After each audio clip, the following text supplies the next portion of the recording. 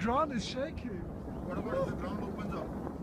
The moving mountainside was a warning of much worse to come. These Everest mountaineers sense something is wrong. Oh! And then, in a few terrifying seconds, they realize.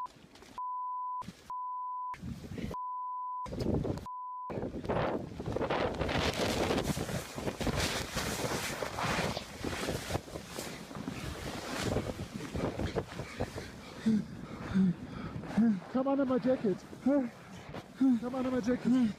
Are you okay? Yeah. You alright? Yeah.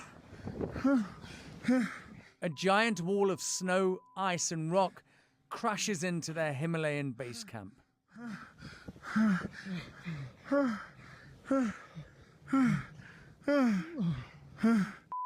Still alive, sheltering under a jacket and trying to take in what has just happened.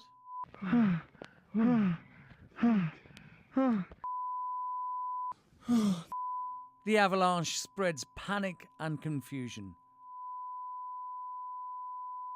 Disorientated climbers scramble, desperate to search for their teammates. No,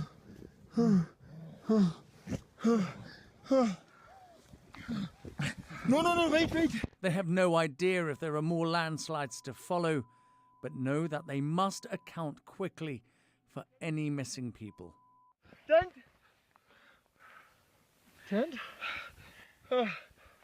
The camp has been wiped out. Maybe in the kitchen tent. Yeah, Let's maybe. try it. Stay together. Stay together. And we try to... Some climbers have been killed and others have been injured.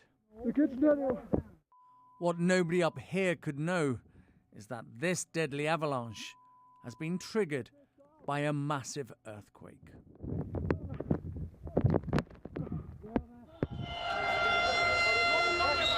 It's just after midday on Saturday. The ancient capital of Kathmandu has been struck by a 7.8 magnitude quake. In moments, the cityscape changes dramatically. Buildings, homes, offices, shops reduced to rubble, trapping inside unsuspecting people. Thousands of them. Emergency services, overwhelmed and under-resourced, struggle under the sheer enormity of the devastation. My mom was crying, my brother was crying, and we just held ourselves very tight and witnessed the wall just aside us falling down, and we could just hear the scream all over the places, people just trying to run out. I barely walked from this road carrying my mom to this location, the small school out here, and you can see many of the people still outside. The force of the quake could be felt across the Himalayan region. These terrified diners fled into the streets when their Tibetan restaurant shook violently. Other images from across the region show the full force of the tremor. And still trying to cope with the disaster, a series of aftershocks that followed brought the same unrelenting terror.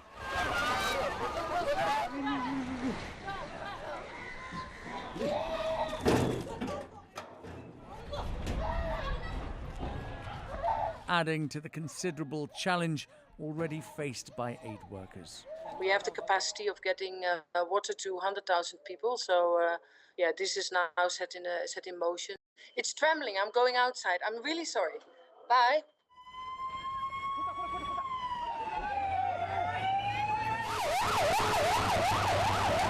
The injured were rushed to the hospitals that remained standing. And where there were no established medical centres, field hospitals sprung up to offer what assistance they could. The sheer volume of victims requiring help meant they were quickly overrun. Most of them are suffering from head injuries. Like many people who are serious are suffering from head injuries, and the chest injuries, spine injuries, abdominal injuries. This is one of the biggest earthquakes to hit the region, and it became obvious very quickly that the loss of life would be huge. The number of reported dead rose sharply within hours. My father got injured. I lost my daughter. I broke my leg. It is very difficult now, and I have nothing with me. Heartbreaking testimony like this was becoming all too familiar. But this tragedy was not limited to the capital and its nearby neighborhoods. The death and destruction across the valley in remote, rural mountain communities could not even be guessed at. It could take days or even weeks before aid workers can reach these people who are now cut off from the rest of the country. And this is why. Some of the only roads into these areas made completely impassable. But the tales from the survivors making it back down the mountainside tell of a major emergency. The mountain that provides a livelihood for the Sherpa families has become a snow-covered, craggy graveyard. Some may never return to their devastated families. Okay, here we have another avalanche, and it just happened right now, and it's from Pomori. Wow, it's a big one. And it's coming over the hill now. We're getting covered in snow again. I hope it doesn't come here. Yeah, it's coming here. This is peak season for Everest ascents. Hundreds of thousands of adventurers from all over the world come with the intention of realizing a lifetime's dream of conquering the world's highest mountain. Expeditions already underway have survived and witnessed the mountain shake. Quite a few big avalanches coming down of those phases. From here we had quite a bit of rockfall. Most of our team is okay. We're doing well. Some of our team members just moved up today towards Camp 1 and Camp 2. We still do not have any report from them. We're trying to get in touch with them. Some people have gone up towards Camp 1. We should hear from them soon. I hope all is well up there. There were more than 800 people at different altitudes on the mountain when the quake triggered the avalanche.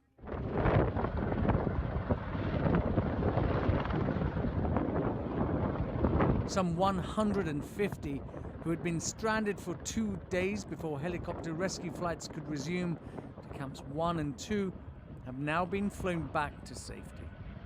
Many know how close they have come to death. So I told the group to get down. It was like 4,000 feet of snow just kind of coming, and there's nowhere to run. So I told everybody to get down, and then I put my hands over my head and just buried myself as much as I could. And basically the snow hit. It's about 45 seconds or a minute for it to go by. All our tents were gone, and then people were pushed. Like a guy who stood in front of me was now 30 feet over there. And we're missing one person that we don't know if she's alive or dead. The immediate emergency on Everest may be coming to an end, but the misery for the rest of Nepal is only just becoming clearer. There are thought to be dozens of villages and towns home to thousands of people that have simply been wiped out. This aerial footage in Gorkha province, close to the epicenter of the earthquake, shows the splintered remains of these devastated communities. Helicopters provide a lifeline. This Indian Air Force flight brings in and distributes vital supplies. And then crucially, it serves as an air ambulance to medevac critically injured villagers for treatment. The priorities really are going to be water and sanitation and shelter, basic shelter, helping people to get their lives back together. It's very important, along with basic humanitarian work on water, sanitation and housing and shelter, to really try and work with families to get children back into some feeling of normal life and if that's possible, the way things are around here. The search and rescue phase of this operation is still very much alive. With the right expertise and equipment, the chances of finding survivors trapped underneath the rubble is still good. This young man was pulled out by a Turkish team that arrived in Nepal just 24 hours ago. Bravo. Çok iyi. Yere bırak. Yere bırak.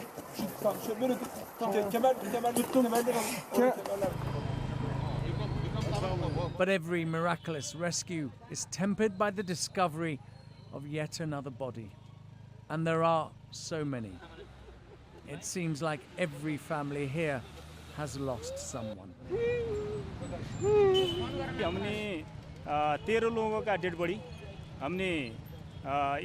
We have taken out 13 dead bodies and we have rescued 6 people. We think about 14 bodies are still inside the rubble.